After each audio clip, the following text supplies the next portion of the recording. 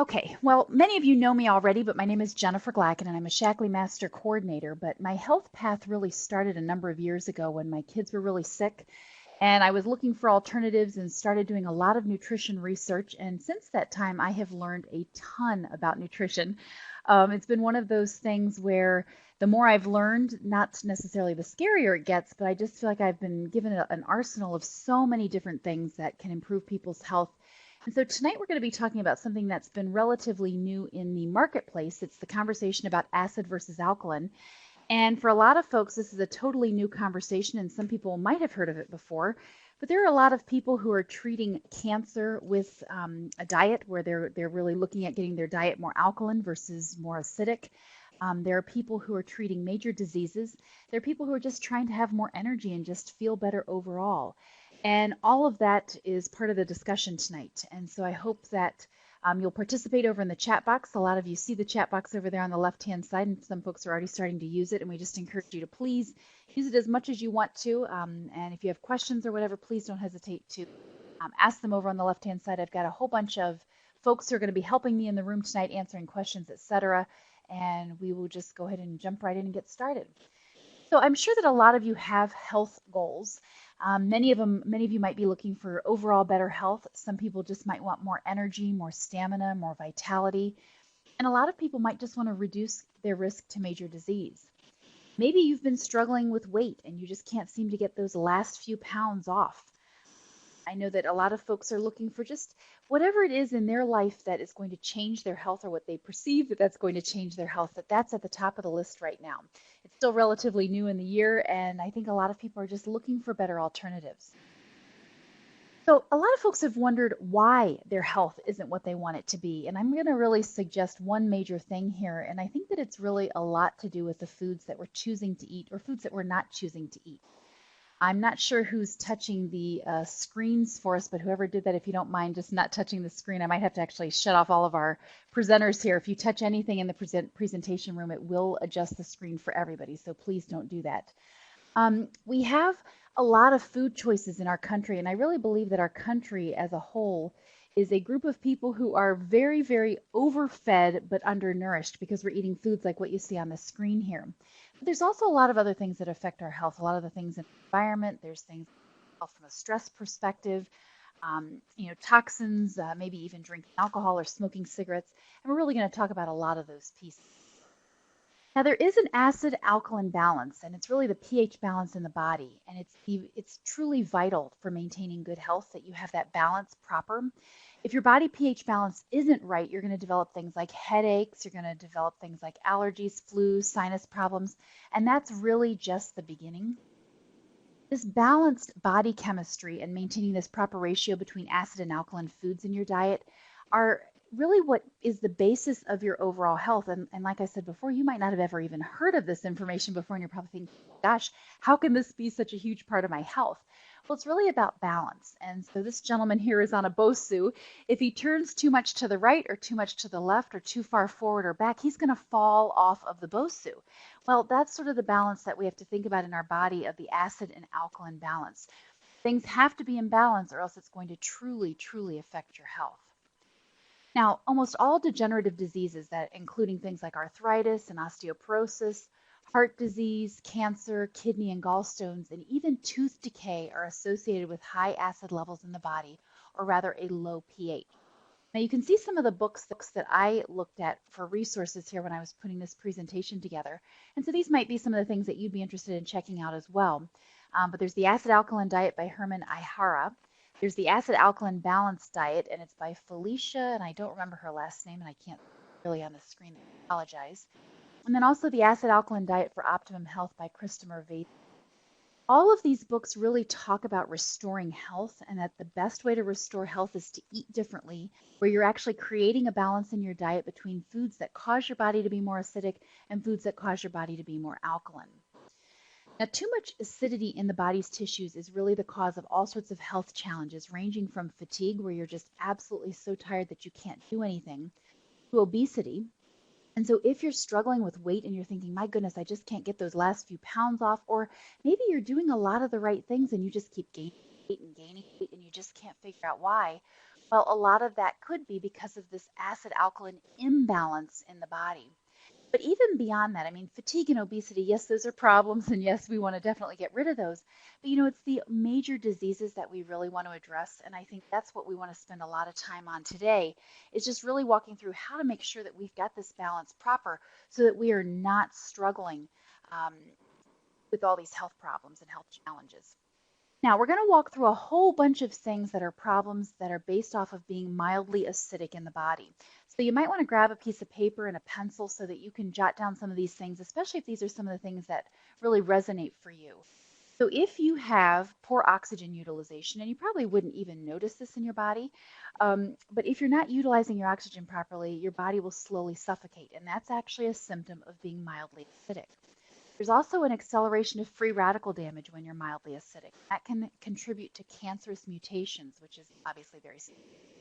It can also contribute to premature aging. And so people who just are looking far older than they actually are, that can be an acid problem. There's also cardiovascular damage that comes from being mildly acidic, and that includes the constriction of blood vessels and the reduction of oxygen in the tissues, and hypertension, which is high blood pressure. It can also be tied to weight gain, obesity, and diabetes. And then also, if you're mildly acidic, you can have kidney and urinal bladder stones. And so actually that's what was very interesting. Had somebody who was struggling with a lot of kidney stones and couldn't seem to figure out why the person was constantly getting the kidney stones. And when I was digging into the research, and this is a couple years ago, I was constantly coming across this acid alkaline balance. And really, that is one of the major causes for the stones. And so a lot of people are struggling. And yes, Deborah, they are very, very painful. And so when you're mildly acidic, that is one of the side, I guess not benefits, but the side effects of being mildly acidic. Now, you also might have slow recovery from illness and injury when you're mildly acidic, and so you just can't seem to get healthy. I'm sure a lot of folks have struggled with that. I've had many conversations with people where they say, I just can't seem to get over this cold, or I've had this cough for months. Well, you could be too acidic.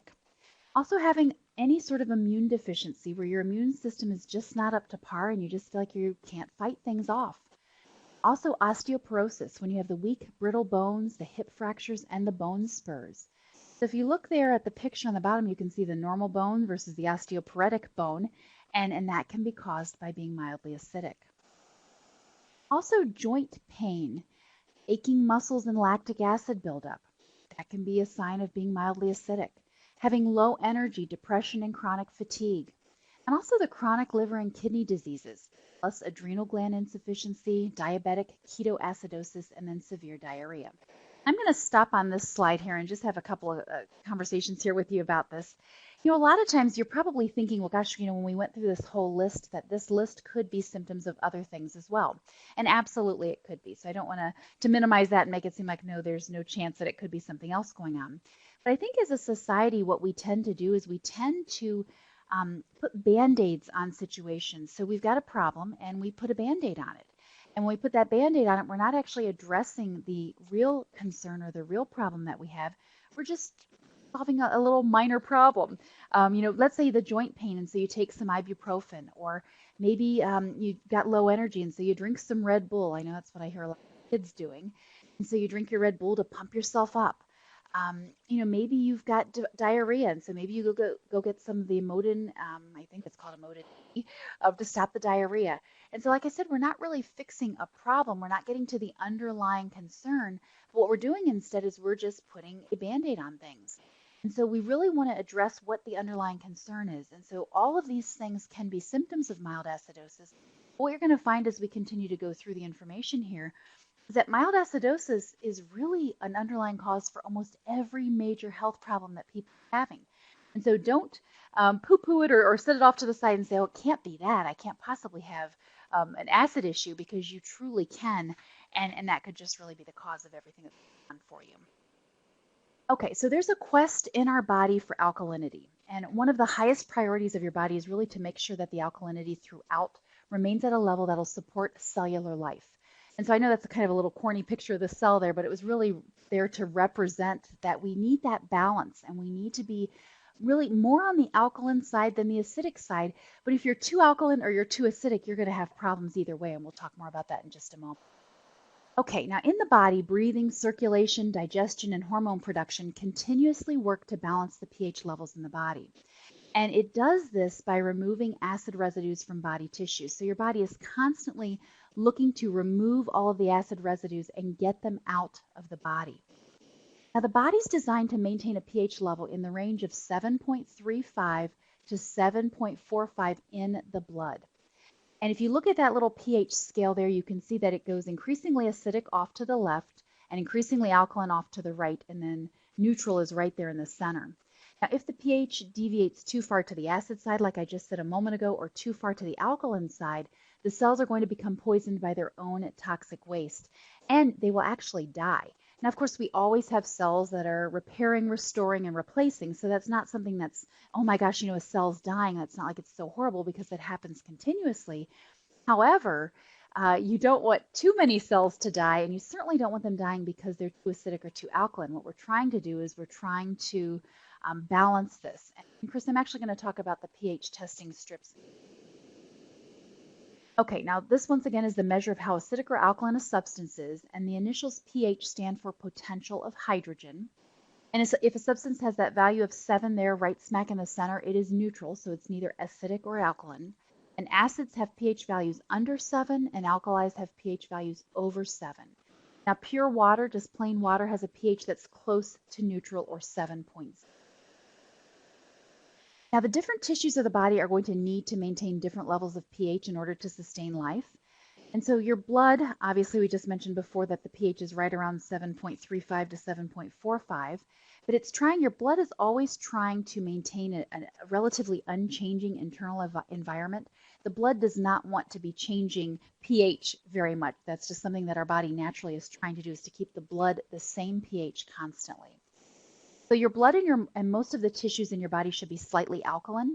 Your urine, your saliva, and the digestive tract should be slightly acidic. And in order for our blood to be healthy, there really can only be those real minor fluctuations with its pH. So for example, I said, between 7.35 and 7.45 was where the blood likes to be.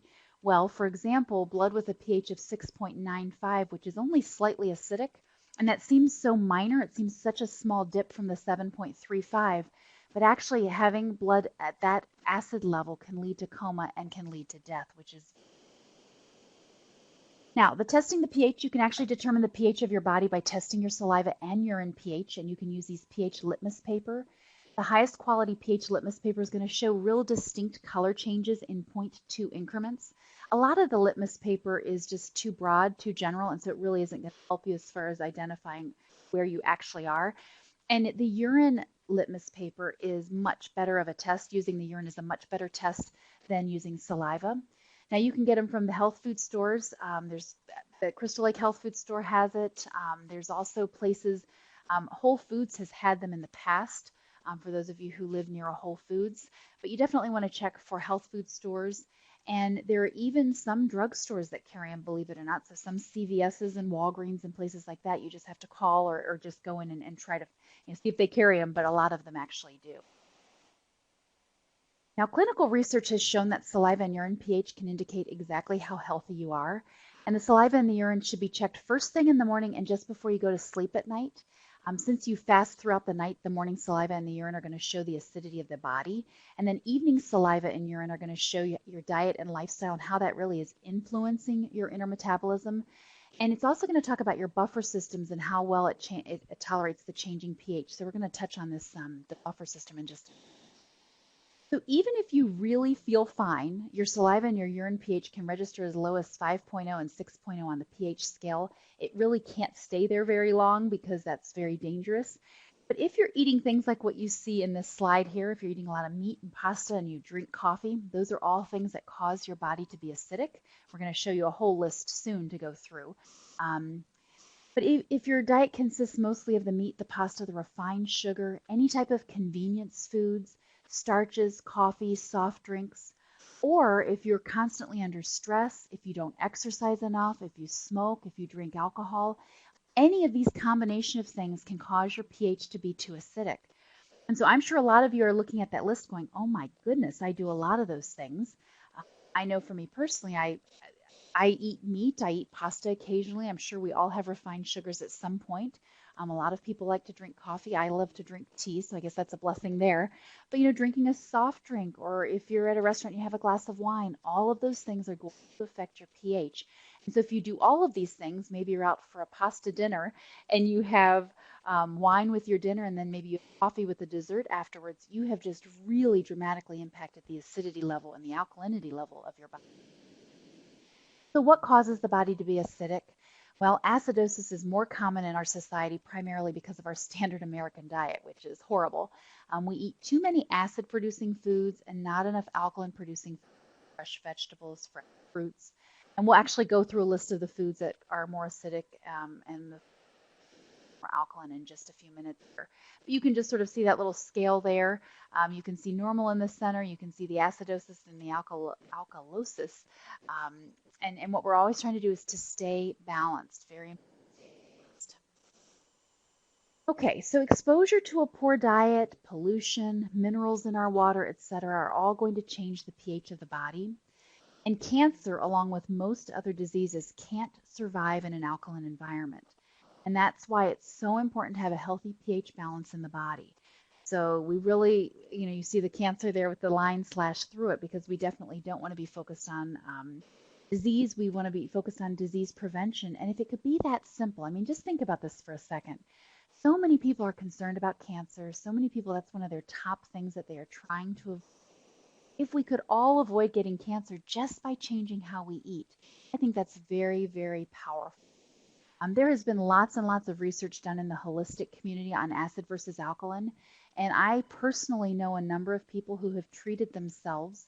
I know a woman who treated herself she had breast cancer, and she chose to do the acid alkaline diet, getting away from acid and being more alkaline to heal her body. She chose not to do any radiation or chemotherapy, and she is currently cancer-free, and the doctors are absolutely amazed with success.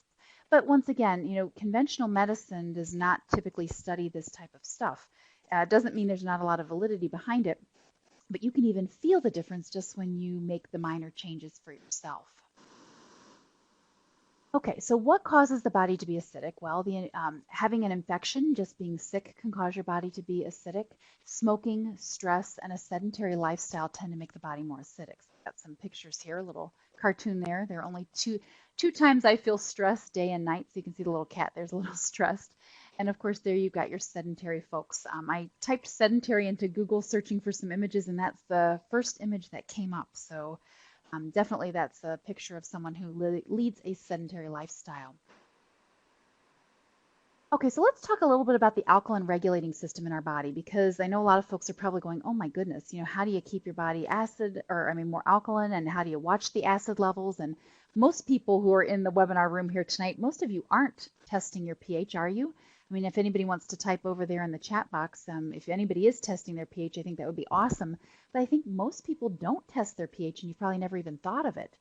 And something to me, as far as the difference in the strips, just read the strips and make sure that you're getting strips that can be used for the urine. The urine is the much more accurate test, and so you want to definitely make sure you're getting strips that you can use. Okay, so I don't see a single person here who's responded that yes, that they have tested their pH. I absolutely think it's a phenomenal thing to do, and as soon as I learned about doing pH testing, I thought it was just one of the best things to figure out, because you really can see on a daily basis how your body's doing. Okay, so fortunately our body has oh my goodness, Kathy, you did it with an aquarium strip. Sorry, I just saw that and had to chuckle. Okay, so fortunately our bodies have a regulating system that prevents us from going too acidic. And this system includes the alkaline minerals. Now, what are the alkaline minerals? A lot of people want to know, okay, well, gosh, what would the minerals be? Well, sodium, potassium, calcium, and magnesium, both inside and outside the cells, are going to help make your body more alkaline. There are actually very large amounts of these minerals that are stored within our body.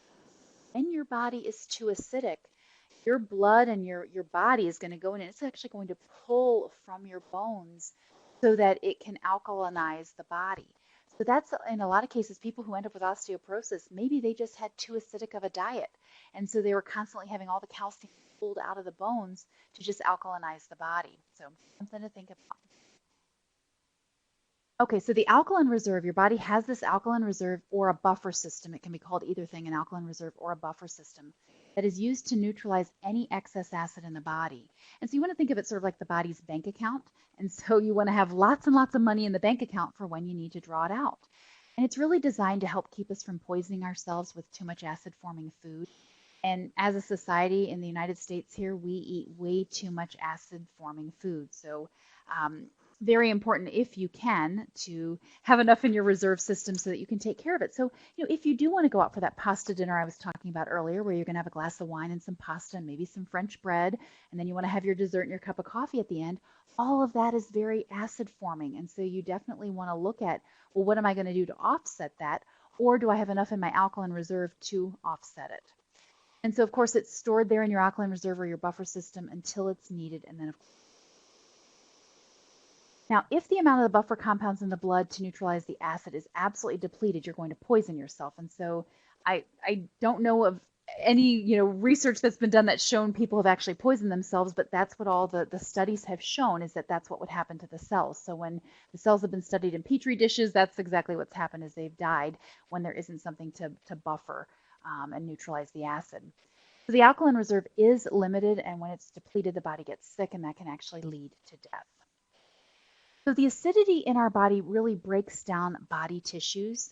It's created by metabolic, dietary, and environmental wastes that have a very negative influence on the mitochondria in your cells, the hormone receptor sites, oxygen delivery, and enzyme activities. Now, all of these things might sound like mumbo jumbo in like a biology class to a lot of you, but these are all very important functions of a cell. And if our cells aren't able to do these things properly, it really does impact overall health. Okay, so if the acidic environment is left to run rampant, it's going to eventually result in abnormal cell growth. Terminal cancer patients usually have very acidic saliva. People who are very anxious and depressed tend to have very acidic saliva. Hyperactive children tend to have acidic saliva. And individuals who crave alcohol, people who use drugs, smoke, or consume sugar, soft drinks, and coffee all tend to have very acidic saliva. Now, if you look at just the urine pH levels of 5.5 or less are also exhibited with all of the above conditions. So that is very acidic. And you definitely don't want urine pH levels of 5.5. Definitely not good. So the acidic pH is going to greatly disrupt the body's mineral balance. For example, the body's going to take the calcium from the bones to neutralize the acid environment, and that increases your odds for osteoporosis, just like I discussed a few minutes ago.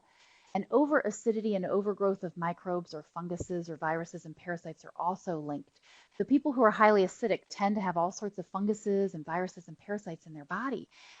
And once again, just balancing that out, getting that acid-alkaline balance is important. And this is going to create more acidic waste products that further pollute the body. You know something, Deborah, you're absolutely right. Kids with ADHD and a school lunch is a very bad combination. Okay, so to correct this condition, it's very important to maintain a diet of alkaline foods. And so we're going to really get into what are we going to do here now. And so alkaline foods are things like fruits and vegetables. You also want to alleviate stress. Now, something we talk about stress all the time, and it seems like every single webinar that I touch on, stress is extremely debilitating for our health. And yet a lot of folks don't take proper measures to de-stress. Taking a yoga class, exercising, having some time to meditate, taking a hot bath, reading a book, sitting down maybe with a hot cup of tea. You need to step out of life sometimes and get off of that treadmill and de-stress, because it really does impact your health and especially causes high acid levels. You also need to exercise regularly. And you're right, Chrissy. We talk about exercise in every single webinar as well. So alleviating stress and increasing our exercise is extremely important. And then, of course, undergoing some sort of a detox program. One of our last webinars at the beginning of the month, we talked about detoxification. And so if you weren't able to hear that webinar, just ask the person who invited you here tonight to send you the link, and you can go and listen to a recorded version of that webinar. But getting some type of detoxification to clean the sludge out of your body, very important to do. But you can also add things like herbal medicine. You can take proper nutritional supplementation, such as vitamins, antioxidants, enzymes, and mineral supplements. Those are very key. And so we're going to walk through this. Okay, so the body seems to function at its best when it's a diet of 80% alkaline and 20% acid. So just write that down for yourself. So 80% alkaline and 20% acid. Now, a lot of you are going to be eyeballing this. I don't think that there's this exact science of figuring out exactly 80% of your diet being alkaline and exactly 20%, but you can tell during the day. If you have had no fruits and vegetables today, then you have probably eaten mostly acidic because fruits and veggies are mainly alkaline, and those are some of the things that you really want to focus on if you're really trying to alkalinize your body. So let's start talking here about some of the things that are strong acids. Now, I put some pictures up here in the webinar room, but I'm also going to read off of a list. So once again, this is going to be something that you're going to want to take some notes on. And if you have questions, please, I'm trying to answer questions as I go along over in the chat box there, so I'm trying to keep up here. Okay, so if you just look at these things here that are strongly acidic, so you've got white bread, and so white bread should be taken off of everybody's food list. Please, please, please don't eat white bread. I mean, it's just every webinar we've done, it breaks down into sugar in the body. It is not healthy for you. There are no nutrients in there. There's really no nutritional value at all. Yes, a lot of people are just used to white bread, and it tastes yummy for a lot of people. White rice, Sasha, is just not healthy for you. I'm actually trying to look on my chart. I have a whole chart here that's got a list of what's alkaline and what's acid forming, and actually white rice is acid forming. So there we go. Actually, brown rice is acid forming too. So just so you know that any type of processed grain is acid forming. Okay, and Deborah, I don't have any idea who's going to tell your husband. And I guess I've got to go talk to Deborah and Tiffany's husband. Something I can definitely I can load the charts into my computer, and so if anybody would like those, just let me know, and I'll send it out. Actually, I'll send out the chart with the recording of the webinar so that everybody can have it. Okay, so you've also got soda there. So you've got your white bread, you've got soda. I think most people know that soda isn't very good for them. It's not good for a lot of reasons. It is high in sugar content. There's phosphorus in there. Soda actually leaches calcium out of the body. Lots of bad stuff. It's like liquid candy. I mean, it really is not very healthy for you. However, most people drink soda on a daily basis. I think I have a lot of people who, every day, 1 or 2 sodas a day, that's just part of their normal diet. Well, soda causes a lot of acid in your body, just lots and lots of acid. So you do not want to be drinking soda at all. You can also see in the bottom lower left there a picture of alcohol. So beer, wine coolers, any form of alcohol at all is acid forming. Now, that doesn't mean that people aren't going to have a glass of wine occasionally. A lot of people, and yes, I'm sorry, Maria, ginger ale. Ginger ale is part of the soda, so that's definitely bad as well. I think a lot of people know that alcohol isn't the best for them, but I know a lot of people who claim, okay, well, because red wine has resveratrol and resveratrol helps you not to age, that's going to be a great thing to drink. And that probably is a healthier choice as far as the alcohols. However, alcohol is very acidic. And so you see this slide as strong acids. This isn't mild acids. This is strong acids. So these are the really bad things. And so soda, white bread, alcohol, very, very bad. You want to try and strike those off your list. And of course, in the bottom right-hand corner are all those sugars. Sugar is just not good for us. Brown sugar, white sugar, milk sugar, cane sugar, malt sugar, molasses, carob, maple syrup, all of those sugars are highly acidic, so all acid forming. That means when you get it in your body, it's causing a lot of acid. Now, one thing for you to know is that honey and stevia are actually on the alkaline list. And I'll just have you know also, I need to sort of point this out. There were lots and lots of different alkaline versus acid lists on the marketplace. When I was doing the research for this webinar, I found a number of things that were questionable. On some charts, some things were alkaline, and on other charts, they were listed for acid. And so honey and stevia, they've been on more charts for alkaline than acid, but those two were actually questionable, and those did come up on a couple of the charts that said that they were actually acid forming. So I do want to note that just in case anybody's really concerned about making sure that they get no acid, you might just want to do some more checking. Okay, I'm trying to look here on this list and compare it to my highly acid forming. Okay, let's go ahead and go to the next. I agree, Deborah. I want to have a little bit of sweetener every now and then too. Okay, now these are some things that are mild acids. We'll get to the sprouted breads in just a little bit, Kat, but you know something? They're quite yummy. Quite yummy. Now they're not the same. Obviously, they're not the same as a white bread. A white bread is sort of spongy and really light, and the Ezekiel breads, the sprouted breads are really more dense and thicker and heavier. I think it's just getting used to it. And once you get used to it, you fall in love with it. I can't even eat white bread. It just sort of turns my stomach because there's nothing to it. Whereas when you eat something that's sprouted grains, I mean, they're just very dense and there's just lots of flavor and lots of substance to the bread. Okay, so for the mild acids, if you just look here, and I think this is actually something that really is probably the most frustrating slide for most people, meats and dairy are on here. And so all animal meats, fish, fowl, eggs, cheese, milk, yogurt, butter, and ice cream. I put a picture of ice cream up here. Um, Look at that. I mean, that's a lot of the foods that most people eat every day. You think about the people that say that they're meat and potato people. And I'm sure that a lot of you know some people that are meat and potato people. Um, the meat is just not good for you. Now, just remember one thing, and I know, I'm going to just sort of address Mark's comment over here, the sushi part. You want to do 80% alkaline and 20% acid. And so you're not going to stop eating acid-forming foods. You just have to be careful how much you eat.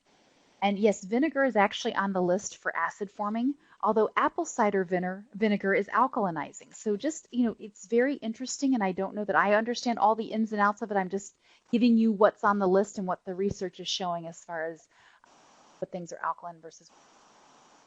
Okay, so you've got your dairy and you've got your meat, and then you've got cashews and peanuts. Now, I'm going to read you the list of nuts that are acid forming, but then there are nuts that are alkaline forming, and I'll share those with you as well. Okay, so the nuts that are acid forming, and you can see the cashews there and you can see the peanuts, but the other nuts that are acid forming include walnuts and filberts, pecans, macadamias, and tahini, and peanut butter. So peanut butter and tahini are definitely on the list of don't eat. Now, alkaline forming, on the other hand, almonds, Brazil nuts, chestnuts, almond milk, and almond butter. I don't know how many of you have eaten almond butter before, but I love almond butter. It is something that I've always loved. It's quite delicious. It tastes like crushed almonds. I mean, very similar to peanut butter. And it's a little darker. It's more expensive, definitely. But it is quite yummy. And if you really want to if you do a lot of peanut butter right now, peanut butter is highly acidic. It's a mild acid. But if you eat too much of it, you're going to make your body too acidic. And of course, if you're eating peanuts and having peanut butter, eating meat and having dairy products, you're making yourself very acidic. Okay, Donna, I'm going to read the list again. So the acid-forming nuts are cashews, walnuts, filberts, peanuts, pecans, macadamias, peanut butter, and tahini. And I haven't gotten to chickpeas yet, Deborah. So I'm trying to scan my list. I haven't seen chickpeas specifically yet. So I'll let you know as soon as I find those on here. Okay, and then one last time for the alkaline forming nuts, almonds, Brazil nuts, chestnuts, and almond milk. Okay, so we've gone through the strong acids and we've gone through the mild acids. And I'd like to just, hazelnuts weren't actually listed on here, although aren't hazelnuts and filberts the same thing? I don't know, Mark. I think hazelnuts and filberts are considered the same thing, but I could. And yes, Chris, I think the Reese's eggs for Easter either have to go or you need to really alkalinize the rest of the day. Okay, so let's just, in the chat box, I want everybody to just note one thing that they're concerned about so far that's come up that's on the acid. Maybe something that you eat all the time, something that you're a little frustrated about that's on this list. I know I was a little bit frustrated by the fact that chicken was on here, the fowl. So I certainly wasn't happy about that. Okay, so we've got bread, we've got sugar, we've got nuts and brown rice, cheese.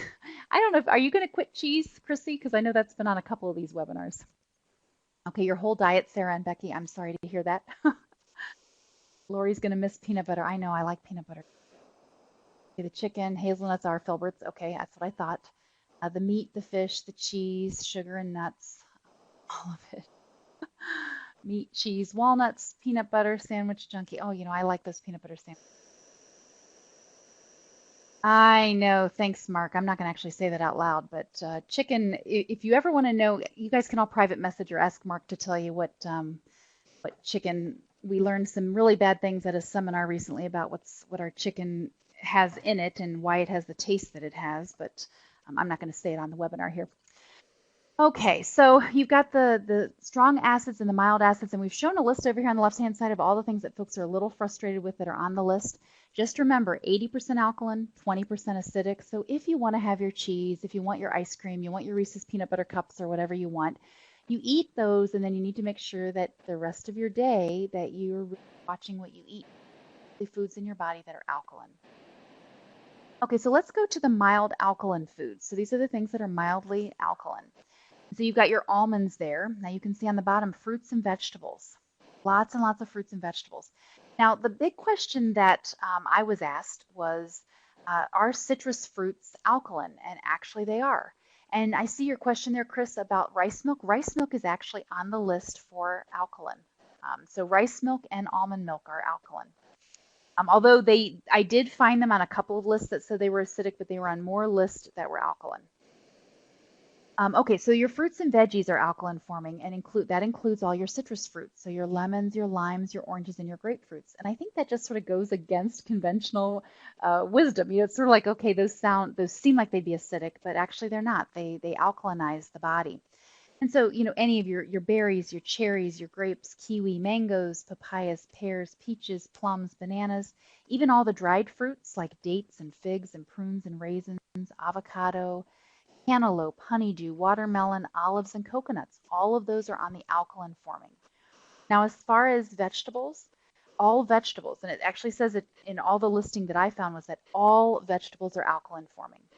So every single one of them. So the starchy vegetables, that includes the carrots and the sweet potatoes and the squashes. All of your leafy vegetables like lettuces and spinaches. All of the low or non-starch veggies like broccoli and celery. But even things like alfalfa and barley grass and garlic and mushrooms and peppers and all the sea vegetables, sprouts, wheatgrass, and wild greens, all of those things are alkaline forming. So the more fruits and veggies you're getting into your diet, as you can see, I mean, you've got a whole variety. It's just what you're used to.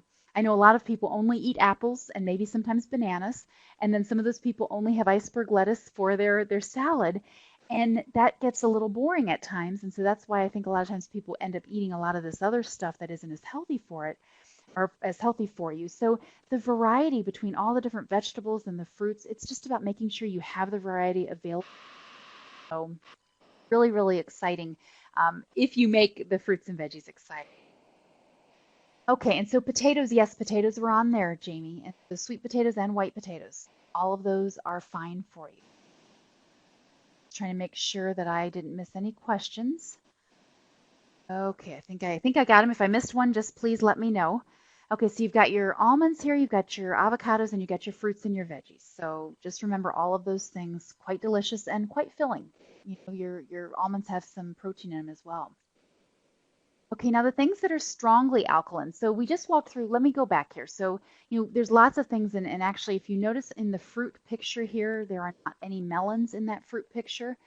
And just look at the fruits and veggies there, and then go over to this next slide here. Okay, so the melons are actually strongly alkaline. And so that means that the more melons you're eating, the more alkalinizing the body. You can also see the sprouts there. Those are alfalfa sprouts in the picture. But one of the things that's highly recommended that people do is that they grow their own wheatgrass and make their own grass drink. Not very yummy, but very, very alkalinizing. I'm eating lots and lots of green veggies. So a lot of people start their day with salads. And I know a lot of you on the webinar here might think, oh my goodness, who would eat a salad for breakfast? Do. It can be extremely valuable from a health perspective. Asparagus is on the strongly alkaline, and then the really red hot chili peppers. I don't know how many of you are eating a lot of red hot chili peppers, but they're strongly alkaline. So very exciting. You can look through those lists when I send them out. That'll give you a little bit more of an example of some of the things you might want to do. Are there any other specific questions as far as some of the foods? Garlic, Judy, is alkaline. That's listed on the list of vegetables. I'm not sure exactly vegetable, but quite delicious. Yes, corn. Corn is a vegetable, and so all vegetables are alkaline. I'm just trying to look through my list here and just sort of see some of the things that are acid forming that were sort of shockers for me. Oh, I found a list here. Let me just share a few more things. Tomatoes are absolutely fine, and onions are fine too. Both of those are alkaline. Oils. There's a lot of oils that are acid forming. All of the nut oils, butter and cream, corn oil, safflower oil, sesame seed oil, sunflower oil, avocado oil, canola oil, flax oil, and even hemp seed oil. Olive oil and soy oils are actually alkaline forming. So I thought that was very interesting. From what I understand, Tiffany, the chickpeas and the hummus are fine. Those are, from what I have listed here, those are alkaline form. All sprouted seeds are alkaline forming. Grains that are acid forming are things like brown rice, barley, wheat, oats, rye, breads, and processed grains. There are a few grains that are alkaline forming, and those are millet and buckwheat and corn. All the sprouted grains like Ezekiel bread. I don't know how many of you eat Ezekiel bread, but that's really quite delicious. Most of the time you get it from the grocery store and it's in the freezer section, but it is quite good. And then quinoa and amaranth flours are also alkaline forming. Coconut was alkaline forming. So Jamie, the coconut is fine. But I believe, did I say coconut oil? I didn't actually. Coconut oil I didn't see on the list. That's not listed on the list. But here's a couple of other things that are alkalinizing. So tofu is actually alkalinizing. Whey protein is. Apple cider vinegar, bee pollen, fresh fruit juice, green juices, mineral water, vegetable juices, and apple cider vinegar. Those were all on the list of things that alkalinize. So just the apple cider vinegar, I think, is sort of a shocker because you assume that that's very acidic, but it's not. You know that you can take a tablespoon of apple cider vinegar every day, and that'll help to alkalinize your body. Not very tasty. Eggs, Denise, are on the acid-forming list. Now, soy was questionable on some of the lists, and on most of the list, it was alkaline. So I'm going to go with the fact that it's alkaline. Okay. So I think I answered most of the questions there. Let's talk a little bit about juicing. Vegetable juicing will help to balance low pH levels in the body, and you need about 1 pound of vegetables for every 50 pounds of body weight. That'll help to balance your pH. And juicing really is going to help you accomplish a lot of things. You can add powdered protein to the vegetable juice, and you can get sort of a 2-for-1 drink. You can get your protein and your veggies, but you're just getting a lot of fresh nutrients, and it can just, lots of enzymes. It can be quite delicious and very healthy for you. Also on that list earlier was to balance out your diet, you want to use some type of supplementation. And so they recommended vitamins, antioxidants, enzymes, and mineral supplements. Now, from a Shaklee perspective, one of the things that I pulled together here were the things that were most mentioned in what they talked about as far as being more alkaline. And so the Vitalizer is a blister strip of 6 supplements, and this is extremely important as far as alkalinizing the body. So this packet has every vitamin and mineral that your body needs. There's actually bio-optimized nutrients for optimum absorption, and you're going to get 8 highly potent B vitamins, including biotin. There's also, it offers you the most powerful antioxidant spectrum. You're getting the full spectrum of vitamin E and 26 different antioxidants that work together to enhance your antioxidants. There's also 7 omega-3s that are going to help people reduce heart disease, but it also helps just promote brain and joint health. And obviously this is stuff that's in the list for alkalinizing. And then we offer a guaranteed superactive probiotic that improves digestive health, that puts the good bacteria into the colon. So that's the Vitalizer strip, and that's one of the recommendations as far as supplements to alkalinize. The second thing they listed was antioxidants, and Shaklee offers 2 of them. We offer the Vivix product, which is a cellular anti-aging tonic. A teaspoon a day is all you need to take, and it tastes like grape juice. But Shaklee also offers the Flavamax and the Carotamax, which are antioxidants. And so if you want more details about these products, please talk to the person who invited you here tonight, because we're just going to briefly touch on the ones that we would recommend. But there's lots of great information out there if you want more information specifically. And then EasyGest is the Shaklee group of digestive enzymes, and these really support complete digestion of your fats, the proteins, and the carbs. It's going to contain enzymes like those found in lactate and BINO, except that it has all of the digestive enzymes. Lactate and BINO only have some of them. They don't actually have all of them. This product alleviates gas and bloating, and it really helps you to digest problem foods, especially a lot of vegetables, such as the beans and the broccoli, and your proteins, which you'll be adding to your diet, hopefully, if you're trying to be more alkaline. And so you might need some EasyGest to help break those down when you're first switching. And then as far as a mineral supplement, Osteomatrix is going to give you the calcium, the magnesium, the manganese, lots and lots of nutrition there, but that's the stuff that your bones pull out. That's sort of your alkaline reserve. And so you want to make sure you've got plenty of calcium and magnesium in the body for your alkaline reserve. And then alfalfa actually is a green product that will alkalinize the body. You can see there's a lot of different benefits for alfalfa listed on this slide. It's a complete herb and it has lots of trace minerals. It's also a natural antihistamine, and so it's going to help with allergies. It's a natural diuretic that helps to flush fluids off of the body. It's an anti-inflammatory, so it helps with all sorts of inflammation, helps to digest. It's also a body cleanser and deodorizer, but you can see the big thing here is that it aids in regulation of alkaline acid balance. It's also a blood purifier and a toxin relief. So very interesting about alfalfa, and I think that alfalfa is one of those products that if you really want to try and stay alkaline and you really want to help balance your body, that you'll focus on getting enough alfalfa in your body on a daily basis. Water is also neutral in your body, and so you want to have as much water versus having the coffee and the soda. And if you add lemon to your water, you'll make it a little bit alkaline. And so if it's a little bit on the alkaline side, you're going to help to alkalinize your body with your water. Also exercising, we've talked at many of our webinars about exercise, and exercise increases your blood flow, it increases your lymphatic system, it's going to help control blood sugar, and it also reduces fat where most toxins are stored. Now you can see the people on the left, they're really having fun on their rebounders, but rebounders are really good for cleaning out your cells, for lymphocyzing, and so I just really encourage everybody to have a rebounder and to jump on it a little bit every day, 5 or 10 minutes. It's going to make a huge difference in cleansing your lymphatic system.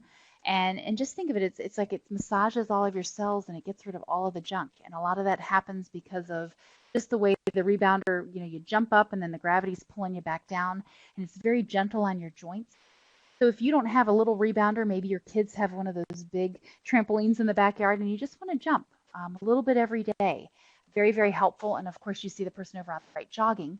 You need to make sure you're getting some form of exercise consistently because exercise is extremely important for overall health. And green teas, Donna, are alkaline. There are some things that are teas, such as like your Lipton's teas, that are actually acid forming, but green teas are alkaline. Now you want to make sure you're changing habits. So obviously I'm focusing here on exercise on this slide, but really this whole conversation tonight has been about changing habits. We're talking about changing your habit to eat healthier and to get away from things that are causing your body to be more acidic.